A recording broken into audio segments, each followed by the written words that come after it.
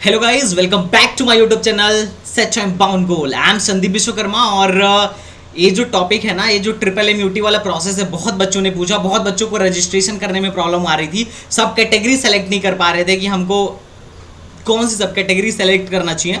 और सबसे बड़ी चीज़, पूरे यूट्यूब पे कहीं भी एक्यूरेट डाटा नहीं है। ट्रिपल एमयूटी का लोग सही से नहीं डाले हैं। मैंने जहाँ तक देखा कि इसका कट ऑफ लास्ट टाइम क्या गया था, उसका रीज़न भी है। रीज़न ये है कि पहले ट्रिपल एमयूटी वालों ने देखो क्या किया, मैं बताता हूँ। पहले ट्रिपल एम वालों ने क्या किया, आपके जेई मेन के पहले काउंसलिंग के लिए फॉर्म भरवाया और जेई मेन के रैंक को किस में कन्वर्ट किया, एमईटी के रैंक में कन्वर्ट किया। अब एमईटी में के रैंक में कन्वर्ट करने के बाद से उस रैंक पे उन लोगों ने एडमिशन देना स्टार्ट करा। तो इस वजह से ना बड़ी ज़्यादा कन्फ्यूज़न हो गई थी बच्चों में। तो अभी एग्जैक्ट डाटा मिलना बहुत मुश्किल था लोगों के लिए, बट घबराने वाली बात नहीं है। आपका भाई संदीप विश्वकर्मा मैं लेके आ गया हूँ एग्जैक्ट डाटा जहाँ तक पॉसिबल हो, और अगर उसमें कोई त्रुटि हो तो पहले से क्षमा चाहूँगा मैं। चलो तो फिर हम देखते हैं कि कट ऑफ क्या जाएगी और ट्रिपल एम यूटी की काउंसलिंग किसको करानी चाहिए। देखो काउंसलिंग बहुत है यूपी में, एकेटीयू अलग से, ट्रिपल एम यूटी अलग से, एचबीटीयू अलग से, और एक और आ गया अब तो सीएचजेएमयू अलग से। इसके अलावा अभी मैंने आईपीयू के बारे में बताया, जैक दिल्ली के बारे में बताया, जैक चंडीगढ़ के बारे में बताया, और सबसे बाप जो काउंसलिंग है वो तो बचाइए जोसा। तो इतने सारे काउंसलिंग में हम कौन सा काउंसलिंग करें, ये कैसे पता चलेगा। देखो हर काउंसलिंग में तुम्हारा 1000-2000 जाएगा और कॉलेज मिलेगा तो 20,000-40,000 जाएगा। तो इतना ज़्यादा हाथ पांव पसारने से बढ़िया पहले एनालाइज करो कि कौन से काउंसलिंग में तुमको पार्टिसिपेट करना चाहिए, कहाँ श्योर है कि तुमको यहाँ कॉलेज मिल जाएगा। मान लो तुम्हारी परसेंटाइल है 20 परसेंटाइल, 30 परसेंटाइल, 40 परसेंटाइल या 50 परसेंटाइल। अब तुम मान लो एमईटी में बैठ गए, मतलब एक ट्रिपल एमयूटी के काउंसलिंग में बैठ गए, पता चला कि वहाँ तक किसका एडमिशन ही नहीं हो रहा है, तो ये क्या होगा, तुम्हारा 10 जो भी 1-2 हज़ार है, 2,000 इनकी जो फीस है नॉन रिफंडेबल होती है, डूब जाएगा। तो इससे बढ़िया है कि पहले तुम डिसाइड करो कि किस काउंसलिंग में तुम्हें बैठना चाहिए, और हर एक काउंसलिंग की बहुत ही डीप डिटेल हम देंगे, चाहे वो जोसा हो, एकेटी हो, सीसैब हो या फिर किसी स्टेट का हो।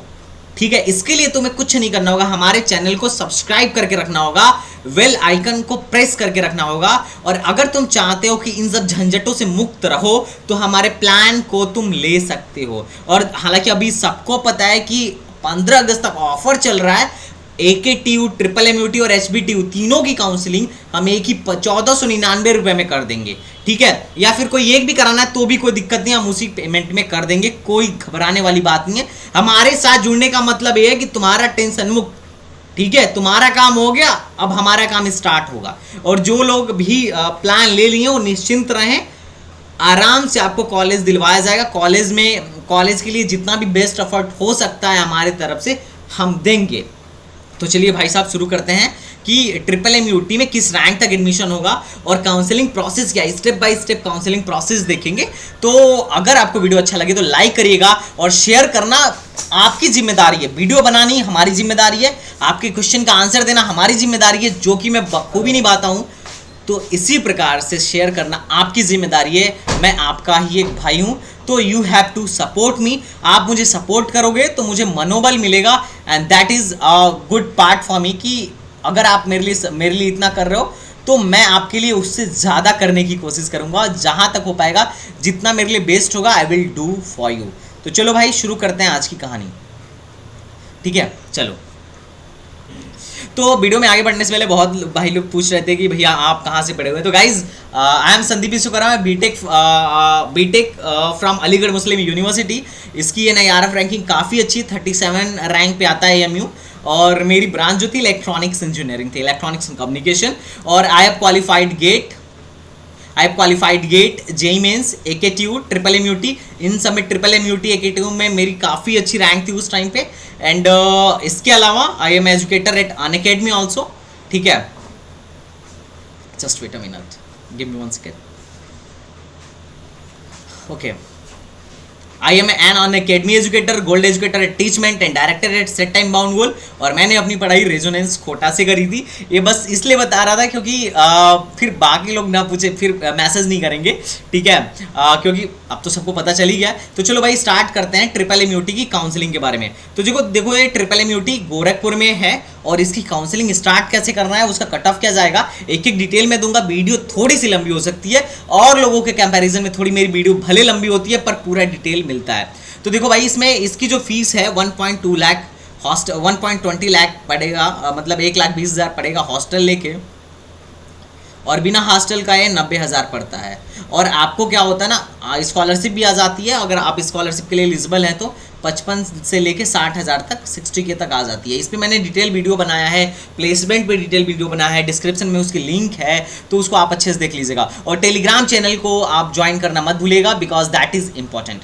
तो चलो भाई, जेई का हम इसका प्रोसेस देखते हैं। इनका प्रोसेस क्या है, तो देखो इसमें सारी ब्रांचेज है, ये सारी ब्रांचेज दिख गई आपको, और इनके सीट्स हैं। बाहर वाले, अदर स्टेट वाले भी अप्लाई कर सकते हैं, उनकी इतनी ही सीटें हैं ट्रिपल यूटी में। ठीक बात समझ में आ रहा है? 150 करके इनकी सीट्स हैं, और उसमें से 10% सीटें ही अदर स्टेट के लोगों के लिए होती हैं। और ये सारी सीटें जो है फी वेवर सीटें हैं, मतलब कंप्यूटर साइंस में 11 सीट है जो फी वेवर है। फी वेवर का मतलब ये होता है कि ट्यूशन फीस माफ हो जाएगा। जैसे अगर बाकी लोग 90,000 दे रहे हैं तो आपको 20 या 15,000 ही देना पड़ेगा, ठीक है। बाकी के सारा फीस जो है, मतलब ट्यूशन फीस होता है सबसे बड़ा पोर्शन होता है किसी भी कॉलेज की फीस का, तो वो आपका माफ हो जाएगा। तो अगर आप थोड़े मिडिल क्लास फैमिली से हैं, लोअर मिडिल क्लास फैमिली से हैं, और आपको लग रहा है यार कि हम इतना ज़्यादा पैसा अफोर्ड नहीं कर सकते, क्योंकि क्या होता है ना, जैसे ही तुम्हारा बीटेक फर्स्ट ईयर खत्म हुआ, सेकेंड ईयर में पेरेंट्स के ऊपर बोझ आ जाता है कि बच्चे का 1,20,000 जमा करना है, कैसे जमा करना है, ये प्रॉब्लम वाली बात होती है, ठीक है। कुछ लोग लोन के लिए दौड़ने लगते हैं, तो 1 लाख 1.5 लाख थोड़ा सा जमा करना ना थोड़ा सा टफ हो जाता है। अगर ये पार्ट करके लेते तो थोड़ा आसान होता है, ठीक बात समझ में आ रहा है। तो इसके लिए कई लोग ना फी वेवर सीट ऑप्ट कर लेते हैं। उसमें क्या होता है कि आपकी ट्यूशन फीस माफ हो जाती है, तो that will be easy for you. तो चलो भाई, मैं आप कहोगे हर वीडियो में संदीप भैया ट्यूशन फीस वेवर की बात करते हैं, लेकिन क्या करूँ यार, है ना। मैं अपनी सिचुएशन को देख के दूसरों की सिचुएशन का आकलन कर रहा हूँ, ठीक है। द रजिस्ट्रेशन ऑफ काउंसलिंग क्या है, काउंसलिंग के लिए आपको mut.ac.in पे जाके काउंसलिंग करना है। और रजिस्ट्रेशन के लिए पहले आपको, सबसे पहला स्टेप है कि आपको रजिस्ट्रेशन करना है उसके ऑफिशियल वेबसाइट से, जो कि डिस्क्रिप्शन में दिया गया है। और उसका और रजिस्ट्रेशन का जो फीस लगेगा, AKTU वाले 2,000 आपसे रजिस्ट्रेशन करवाने के लिए पैसा लेंगे, जो कि टोटली नॉन रिफंडेबल है। आपको कॉलेज मिले या ना मिले उससे उनको कोई मतलब नहीं है, वो 2,000 आपको रिफंड नहीं करेंगे। दूसरी बात, इसके लिए एलिजिबिलिटी क्या है, तो कोई भी इसमें होम स्टेट का हो या अदर स्टेट का हो, कोई भी इसमें पार्टिसिपेट कर सकता है, बशर्ते उसके 55% मार्क्स होने चाहिए 10+2 में। और अगर आप SC ST हैं तो 55% मार्क्स होने चाहिए। और बाकी के फिजिक्स केमिस्ट्री मैथ, और फिजिक्स केमिस्ट्री मैथ या फिजिक्स और मैथ के अलावा इनमें से किसी भी एक सब्जेक्ट से जिससे भी आप पढ़े हों, इन तीनों का जो क्यूमुलेटिव परसेंटेज होना चाहिए वो 60% होना चाहिए। और SC ST के केस में 55% होना चाहिए। अगर आपका परसेंटेज इससे कम है तो you are not eligible for it, आप अभी से किनारे हट जाइए, ठीक। पहली एलिजिबिलिटी ये थी। दूसरी एलिजिबिलिटी क्या थी, ध्यान से देखो, ध्यान से देखो। ओके, अब क्या है कि अगर आपको EWS कोटा आपको लगाना है, EWS कोटा लगाना है। अब इसमें भी EWS 2 होता है, ठीक है। जस्ट वेट अ मिनट, मैं आपको बताता हूँ। इसमें भी EWS जैसे एक होता है कि होम स्टेट वाले हैं, और एक अदर स्टेट, मतलब एक तो होम स्टेट से जो 12th किए हैं, और दूसरे वो लोग होते हैं, जैसे इसमें आ जाता है इसमें एक चीज़ आता है कि जैसे जब आप फॉर्म भर रहे होगे ना, तो उस टाइम पे आएगा EWS के लिए कि EWS में आ जाएगा एक तो आएगा UP GE EWS। तो ये उन लोग को सेलेक्ट करना होगा जो लोग कहाँ से पढ़े हुए हैं, यूपी से पढ़े हुए हैं, यूपी से 12th किया, और मम्मी पापा सारे लोग मतलब यहीं से हैं, तो इनके लिए डोमिसाइल लगाने की जरूरत नहीं पड़ेगी, 12th के सर्टिफिकेट से ही हो जाता है। दूसरी बात, दूसरे ये लोग होते हैं जो UP GD EWS। तो ये लोग क्या होते हैं, जो आउट मतलब किसी बाहर से 12th करके आए होते हैं, मतलब किसी अदर स्टेट से 12th आपने पढ़ा हुआ है, लेकिन आपके पेरेंट्स और आपका डोमिसाइल यूपी का है, तो आपके लिए डोमिसाइल सर्टिफिकेट लगाना पड़ेगा, ध्यान रखना। अब EWS आपका जो होना चाहिए वो EWS 31 मार्च के बाद का होना चाहिए। ध्यान रखना, आप जो EWS लगा रहे हो 31 मार्च के बाद का होना चाहिए, तो आप पुराना EWS नहीं लगाओगे। ये बात आपको ध्यान रखना है। अगर आपने पुराना लगाया तो ये लोग सीट भी कैंसिल कर सकते हैं, या फिर अंडरटेकिंग में रख के आपको दौड़ा सकते हैं, और ये अक्सर कई बार हमको देखने को मिलता है। और एक चीज़ और, हाँ बोर हो गया क्या, जस्ट आराम से मैं पूरा डिटेल दूंगा, तुम्हें टेंशन लेने की जरूरत नहीं है। वीडियो को लास्ट तक देख लो, और उसके बाद से तुम्हें किसी और की वीडियो ट्रिपल MUT के लिए देखने की जरूरत नहीं पड़ेगी। बात समझ में आ रही है मेरी? देखो काउंसलिंग तुम्हें यहाँ से जाके करना है। BTech first year home state वाले यहाँ से करेंगे और BTech second year other state वाले वहाँ से करेंगे। तो जैसे मान लो अगर मैं होम स्टेट का हूँ तो मैं इस पर क्लिक करूँगा और इस पर क्लिक करने के लिए मैं यहाँ पे जाके क्या करूँगा, यहाँ पे जाके काउंसलिंग करूँगा, ठीक है। और काउंसलिंग का लास्ट डेट जो है 24 अगस्त है शाम को 5 बजे तक। तो 24 अगस्त से पहले आपको काउंसलिंग निपटा देना है, मतलब रजिस्टर कर देना है। काउंसलिंग का लास्ट डेट नहीं है, रजिस्ट्रेशन का लास्ट डेट है। 24 अगस्त से पहले आपको रजिस्ट्रेशन कर देना है, ठीक है। तो यहाँ से आपको पहले रजिस्टर फॉर काउंसलिंग पे जाना होगा, रजिस्टर करना होगा, आईडी पासवर्ड बनाना होगा, मेल पे आएगा। बाकी प्रोसेस में अगर कोई दिक्कत आएगा तो बताना, मैं रजिस्ट्रेशन प्रोसेस पे भी वीडियो बना दूंगा, बट मेरे हिसाब से आना नहीं चाहिए, ठीक है। अब दूसरी इंपॉर्टेंट बात है कि आपको अगर ओबीसी रिजर्वेशन आपको चाहिए यहाँ, तो ओबीसी सर्टिफिकेट आपका 31 मार्च के बाद का होना चाहिए। ध्यान से देखना, 31 मार्च के बाद का होना चाहिए। और अगर मान लीजिए आपके पेरेंट्स, अगर आपको फी वेवर सीट चाहिए और तो आपके पेरेंट्स का जो इनकम होगा 31 मार्च के बाद वाला होना चाहिए, पुराना वाला ये लोग नहीं लेंगे, ठीक है। ये बात ध्यान रखना, सारी चीज़ें बनवा के रख लो पहले से ही। तो चलो हम आगे बढ़ते हैं। आगे का प्रोसीजर क्या है, इनका सीट मैट्रिक्स है जो कि मैं बताने नहीं वाला हूँ। मैं एक PDF टेलीग्राम पे डाल दूंगा, टेलीग्राम से तुम आराम से पढ़ लेना, ठीक। अगला, अब देखो अब कैसे हमें काउंसलिंग करनी है। काउंसलिंग करनी जो है वो तो हम करेंगे ही। पहले हम कट ऑफ देखते हैं। ट्रिपल एमयूटी की कट ऑफ सबसे ज़्यादा ज़रूरी है, क्योंकि कहीं पे भी इसका एग्जैक्ट डाटा कोई अच्छे से नहीं दिखा रहा है, बट अपन लोग दिखा रहे हैं। We are from STBgians. तो मैं तुम्हें बता रहा हूँ आराम से, मैंने काफ़ी रिसर्च किया हुआ है, और जो कि बनाने वाले ने थोड़ा सा इसमें मिस्टेक फिर भी किया है। देखो मिस्टेक क्या किया है, ये देखो 5 को उसने क्या लिख दिया है, ठीक है। तो देखो क्या है, कंप्यूटर साइंस जो है अपने को, कंप्यूटर साइंस पहले हम देख रहे हैं कि कंप्यूटर साइंस किस ब्रांच को कहाँ तक मिलेगा। तो आपको कंप्यूटर साइंस जो FW सीट वालों का था वो 45 के तक मैक्सिमम गया था, 45 के तक। EWS जनरल EWS वालों का 42 के रैंक तक कंप्यूटर साइंस चौथे राउंड में जाके मिला था। अब चौथे राउंड में हुआ क्या था ना कि मान लो किसी का IT था तो इंटरनल स्लाइडिंग हुई थी मेनली, तो इंटरनल स्लाइडिंग हो गए 52,000 तक गया था, ठीक है। OBC अब इसने 5.5 लगाया है, गलती से हो गया है, ठीक है। अब OBC में क्या है, OBC 55,300 तक गया था। मैं यहाँ पे लिखता चल रहा हूँ। OBC वाले, अगर देखो मैं जो बता रहा हूँ, अगर तुम्हारी रैंक इसके अंदर आ रही है तो डेफिनेटली तुम इसके लिए जाओ, ट्रिपल एमयूटी के लिए जाओ, और तुम्हें आराम से यहाँ मिल जाएगा। कोई घबराने वाली बात नहीं है, कोई टेंशन वाली बात नहीं है। और अगर तुम मान लो BC गर्ल हो, मतलब OBC गर्ल हो, तुम्हारे पास गर्ल्स कोटा भी हो और तुम OBC से बिलोंग करती हो, तो 73,000 तक लास्ट टाइम एडमिशन हुआ था। तो अगर आपकी रैंक 73,000 से कम है तो 100% definitely you can go here. और अगर आप SC हैं भैया जी, SC कैटेगरी से बिलोंग करते हैं, तो 1.84 लाख तक एडमिशन हुआ था। अगर आपकी रैंक इसके अंदर है तो आप डेफिनेटली कंप्यूटर साइंस के लिए दावेदार हैं इस बार भी। और ST कैटेगरी के हैं तो फिर इनके तो मजे ही हैं, 3.47 लाख तक ST कैटेगरी वालों का ट्रिपल एमयूटी में एडमिशन हुआ था। तो अगर आपकी रैंक इससे कम है तो आराम से आप दावेदार हैं, आराम से इधर एडमिशन मिलेगा। अब IT पे आते हैं। IT दूसरी सबसे ज़्यादा मतलब पॉपुलर ब्रांच जो बच्चों को आजकल चाहिए। तो इंफॉर्मेशन टेक्नोलॉजी OBC वालों को 57,000 तक, 57,500 तक मिला था। और जनरल वालों को 53,000 तक मिला था। लड़की हो अगर जनरल गर्ल हो तो 66.5 तक, मतलब 66,500 तक। और अगर आप लड़की हो और OBC में आती हो तो 84 के तक आपका एडमिशन हुआ था। एकदम डाटा मैंने काफ़ी मतलब घंटों मेहनत करके निकाले हैं, ठीक है। और अगर आप SC हैं तो आराम से 2.1 लाख तक लास्ट टाइम में मिला था। तो आप क्या कर सकते हो, इसके लिए भर सकते हो। अगर आपकी 2 लाख के अंदर रैंक है SC वाले भाई लोगों की, ये जनरल रैंक मैं बता रहा हूँ, ये सारा रैंक CRL रैंक है। अपनी कैटेगरी रैंक मत ले लेना कि अरे भैया मेरी कैटेगरी रैंक तो बहुत कम है, फिर तो हो जाना चाहिए। नहीं, ये सारा का सारा जो रैंक CRL है, ठीक है, डोंट बी कंफ्यूज। और अगर आप ST हैं भैया तो आपका 3.8 लाख तक एडमिशन हो जाएगा, हुआ था, मतलब हो गया जाएगा, वो तो डिपेंड करेगा, हुआ था लास्ट टाइम। तो इसके अंदर अगर आप आ रहे हो तो इस बार भी होने की संभावना है, ठीक है। बात समझ में आया। अब हम EC वालों की बात करते हैं। तीसरी मोस्ट वांटेड ब्रांच आजकल के ज़माने में, थर्ड, ठीक है, तीसरे नंबर पे जनरल EWS को लगभग 69,000 तक मिला था।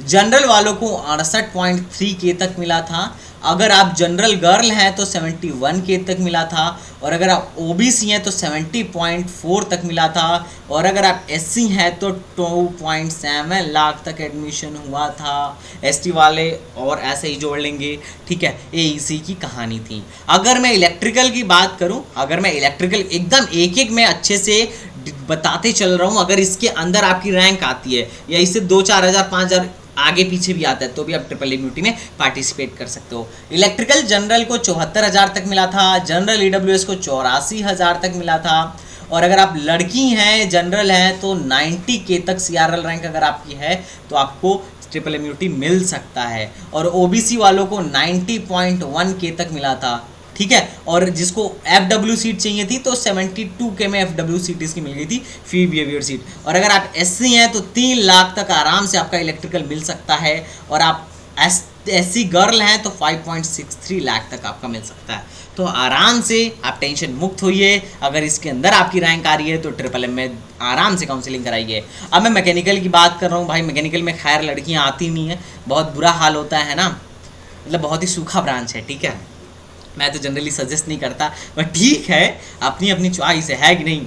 तो देखो यार, मजाक कर रहा था यार, दिल भी ना ले लेना कि भैया ये मैकेनिकल वालों के बारे में क्या कह रहे हो आप। नहीं, एवरग्रीन ब्रांच है पहले के ज़माने का, ठीक है, अभी सूखा हो गया है। अगर मैकेनिकल की बात करूं मैं तो जनरल वालों को देखो, ये थोड़ा सा मिस्टेक, 92.7K तक मिला था, मतलब 92,000 रैंक तक आराम से मिल गया था। ईडब्ल्यूएस वालों के लिए 1.03K लाख तक मिला था, ठीक है, मैं लिख दे रहा हूँ। और अगर आप लड़की हैं तो आराम से 1.5 लाख तक मिला था, ठीक है। जनरल, जीएन मतलब जनरल, जीएल मतलब गर्ल। ओबीसी हैं तो उसका मतलब ओबीसी का 1.12 लाख तक मिला था, और अगर आप एससी हैं तो 3.97 लाख, समझ रहे हैं, मतलब लगभग आपका 4 लाख तक मिला था। और एससी गर्ल का 4.98 लाख, मतलब लगभग 5 लाख के अंदर अगर आप हैं और एससी गर्ल हैं तो आराम से आपका एडमिशन हो जाएगा मैकेनिकल इंजीनियरिंग में, घबराने की ज़रूरत नहीं है, ठीक है। अब हम बात करते हैं सिविल की। सिविल भी एक ठीक मतलब गवर्नमेंट जॉब वालों के लिए मोस्ट वांटेड ब्रांच रहता था, अभी भी है, ठीक है, मैं बिल्कुल भी नहीं कह रहा कि नहीं है। तो जनरल वालों का देखो, जनरल ईडब्ल्यूएस का 1.17 लाख तक एडमिशन हुआ था, जनरल का 1.06 लाख तक एडमिशन हुआ था, और उसके बाद से अगर आप लड़की हैं और गर्ल हैं जनरल में तो 1.6 लाख तक आपका एडमिशन हो सकता है। अगर आप ओबीसी हैं तो 1.18 लाख तक एडमिशन होगा, और एससी हैं तो 3.70 लाख तक आपका सिविल इंजीनियरिंग में एडमिशन हुआ था लास्ट टाइम। तो अगर आप इसके अंदर आते हैं तो इस बार भी आपका एडमिशन होने का फुल चांस है। और सबसे लास्ट ब्रांच यहाँ पे ट्रिपल एमयूटी का, दैट इज केमिकल। मैंने बोला था ना कि एक वीडियो देखने के बाद ट्रिपल एमयूटी की आप कोई भी वीडियो किसी की भी नहीं देखोगे। इसके अलावा प्लेसमेंट अगर देखना है तो प्लेसमेंट का मैंने लिंक डिस्क्रिप्शन में दिया हुआ है, उस वीडियो को भी मैंने बनाया है तो आप उसको भी देख सकते हो, ठीक है।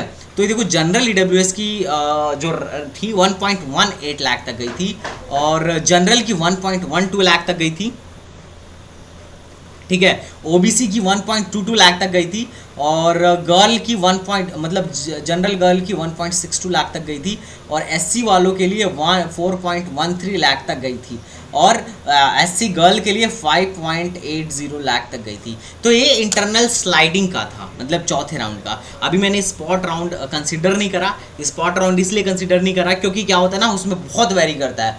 तो अगर मैं उसको कंसिडर करूंगा तो कई लोग उसी के भरोसे भी रहेंगे, तो जब तो ऐसा होगा कि उस टाइम पे तुम्हारा एडमिशन नहीं हो पाएगा। मान लो तुम्हें नॉर्मल राउंड में कॉलेज नहीं मिला और मैं स्पॉट राउंड का कट ऑफ दिखा के तुम्हें खुश कर दिया और तुम्हें कॉलेज नहीं मिला, तो तुम क्या कहोगे, संदीप भैया कह रहे थे इतने में हो जाएगा पर हुआ नहीं। तो मैं स्पॉट राउंड का कट ऑफ तब निकालूंगा जब स्पॉट राउंड स्टार्ट होने वाला होगा, तो उसकी कट ऑफ डिटेल में तुम्हें बताऊंगा। उस हिसाब से हम मैं भी डिस्कस करेंगे कि कितनी सीटें बची हैं तुम्हारे लिए। तो अगर तुम्हें स्पॉट राउंड में भी बैठना होगा तो मैं बैठाऊंगा, आराम से तुम्हारा सिलेक्शन होगा। बाकी तुम अगर हमारा वो लेना चाहते हो, प्लान लेना चाहते हो, तो डेफिनेटली लो। This is the best plan for you, not only for you, for everyone can take it. अब चलो हम अब बात करते हैं कि काउंसलिंग करनी कैसे है।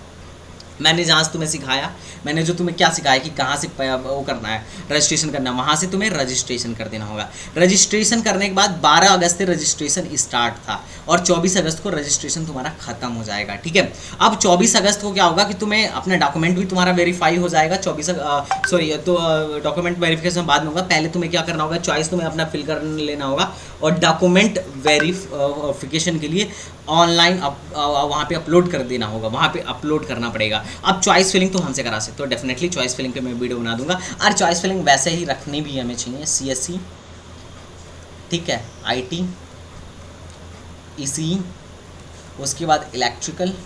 अब तुम्हारा मन है तुम्हें मैकेनिकल लेना है या सिविल लेना है, और लास्ट में केमिकल। अगर तुम्हें किसी भी ब्रांच में एडमिशन लेना है तो इसी ऑर्डर में तुम चॉइस फिलिंग को रखना, ठीक है। अब इसका लॉजिक अगर तुम मुझसे पूछोगे तो मैं तुम्हें ज़रूर बताऊंगा। अब ये था, अब देखो उसके बाद से क्या होगा ना कि जब तुम सब कुछ अपलोड कर दोगे 24 तारीख तक, तो उसके बाद से ये लोग क्या करेंगे, तुम एक एक बच्चे के डॉक्यूमेंट को वेरीफाई करेंगे और 10 सितंबर तक इनका डॉक्यूमेंट वेरिफिकेशन चलेगा। एक बार तुम्हारा डॉक्यूमेंट वेरीफाई हो गया तो 15 सितंबर को तुम्हारा फर्स्ट राउंड का रिजल्ट आ जाएगा। फर्स्ट राउंड का रिजल्ट तुम्हारा कब तक आ जाएगा, 15 सितंबर तक। और जब तुम्हारे फर्स्ट राउंड का रिजल्ट आ जाएगा तो उसके बाद से कुछ लोग को सीट मिलेगी, कुछ लोग को सीट नहीं मिलेगी। तो जिनको सीट मिलेगी उनको सीट कंफर्मेशन फीस डिपॉजिट करना पड़ेगा। अगर आपने सीट कंफर्मेशन फीस डिपॉजिट नहीं किया, अगर आपको कोई भी सीट मिल जाती है और अगर आपने सीट को नहीं लिया, आपको लग रहा है कि नहीं मुझे ये नहीं लेना है, मुझे दूसरी सीट चाहिए, तो आपको वहाँ से मतलब ऐसा है कि आपको काउंसलिंग से बाहर कर दिया जाएगा, आपको सीट एक्सेप्टेंस फीस देनी ही पड़ेगी। तो इसके लिए आपको क्या करना चाहिए, सिर्फ वही ब्रांचेस डालना चाहिए जो आप लेने के लिए इच्छुक हो। अगर आप ऐसे ब्रांचेस को डाल रहे हो जिसको लेने के लिए इच्छुक नहीं हो, तो फिर वो मिल जाएगा और उसका पैसा तुम्हें सीट एक्सेप्टेंस फीस तुम्हें जमा करना पड़ेगा, जो कि काफ़ी कॉस्टली है। 40,000 रुपये है। कितना भैया, 40,000 रुपये है। तो देखो डाउट यहाँ पे ये आता है कि 40,000 रुपया सीट, मान लो मैं मतलब मैंने सारा भर दिया, सिविल तक भर दिया चॉइस फिलिंग में, मुझे सिविल मिल गया, मुझे सिविल लेना नहीं है, मुझे CS चाहिए, तो भी वो लोग कहेंगे भैया अगर अगले राउंड में आपको जाना है तो 40,000 भरिए, और अगर नहीं भरेंगे तो हम आपको आउट कर देंगे, काउंसलिंग से ही बाहर कर देंगे, आप अगले राउंड में नहीं जा पाएंगे। तो तुम्हें क्या करना होगा, 40,000 भरना होगा। और उसके बाद 2 ऑप्शन आएगा, फ्रीज करना चाहते हैं कि फ्लोट करना चाहते हैं। मतलब फ्रीज तब करना होता है जब आप कॉलेज से संतुष्ट हों। तो अगर आपको फर्स्ट राउंड में कुछ कॉलेज मिला और आपने क्या किया, फ्रीज किया, तो फिर वो लोग कहेंगे कि अब आइए आप कॉलेज में सारा फीस जमा करिए, सीट आपकी हुई। और अगर आपने बोला कि नहीं हमें फ्लोट करना है, तो लोग बोलेंगे ठीक है फ्लोट कर दीजिए, तो तुम फ्लोट कर दोगे। और फ्लोट करने के बाद राउंड 2 का वेट करना होगा। तो राउंड 2 का जब रिजल्ट आएगा तो उसमें क्या होगा ना, ऊपर वाली ब्रांच मिली होगी। जैसे मान लो तुम्हें सिविल मिली थी अभी, और सिविल से ऊपर तुमने मान लो रखा है इलेक्ट्रिकल, इलेक्ट्रॉनिक्स, कंप्यूटर और IT और कंप्यूटर, तो अब इसके ऊपर ही कोई मिलेगा। और अगर मान लो तुम्हारे रैंक पे इसके ऊपर कोई नहीं मिल रहा होगा तो कुछ नहीं मिलेगा, वही रह जाएगा, ठीक है। तो वही रह जाएगा, तो ये लोग बोलेंगे कि तीसरे राउंड का भी आप वेट कर लीजिए अगर चाहते हैं तो तुम तीसरे राउंड में भी वेट कर लोगे। और अगर मान लो तुम्हारा सिविल से अपग्रेड हो गया, इलेक्ट्रिकल तक गया, तुम अभी भी खुश नहीं हो कि भैया इलेक्ट्रिकल आया है लेकिन हमको CS चाहिए, तो तुम एक बार और फ्लोट करो। तो एक बार और फ्लोट करोगे तो फिर अगले राउंड में तुम जाओगे, और अगले राउंड में हो सकता है कि तुम्हारा क्या हो जाए, तुम्हारा ऐसा हो सकता है कि अगले राउंड में अपग्रेड होके नई ब्रांच आ जाए। और अगर नहीं अपग्रेड होगी तो पुरानी वाली ब्रांच बची रहेगी। घबराना नहीं कि हमने फ्लोट कर दिया तो पुरानी वाली ब्रांच खत्म हो जाएगी, नहीं, पुरानी वाली ब्रांच बची रहेगी। पुरानी वाली ब्रांच खत्म तब होगी जब कोई नई ब्रांच मिलेगी, ठीक है। और लेकिन अगर नई ब्रांच मिल गई तो फिर तुम पुरानी नहीं ले पाओगे, ये भी ध्यान रखना, वो सीट किसी और को मिल चुकी होगी तब तक, ठीक। और राउंड 3 के बाद से क्या होगा, इंटरनल स्लाइडिंग होगी, सारा फीस जमा करना है, एडमिशन जाके तुम्हें ले लेना है। और जो लोग को नहीं मिलेगा फिर वो लोग स्पॉट राउंड में बैठ सकते हैं, ठीक है। तो ये टोटल तुम्हारा प्रोसेस था कि किस प्रोसेस कैसे तुम्हारा ट्रिपल यूटी में एडमिशन होगा। तो वीडियो भले लंबी थी बट आई होप कि तुम्हें पसंद आया होगा, और अगर पसंद आया हो तो लाइक कर देना। और आई होप कि तुम्हें वीडियो मेरी अच्छी लगती हैं। अगर अच्छी लगे तो कमेंट बॉक्स में बताना, जो भी डाउट रह गया हो तो तुम पूछ लेना। और बाकी thank you so much, thanks for your support. जो लोग मुझसे काउंसलिंग करवा रहे हैं, रिस्क मत लो, करवा लो, ठीक है। चलो मिलते हैं नेक्स्ट वीडियो में, तब तक के लिए बाय बाय, टाटा एंड जय हिंद।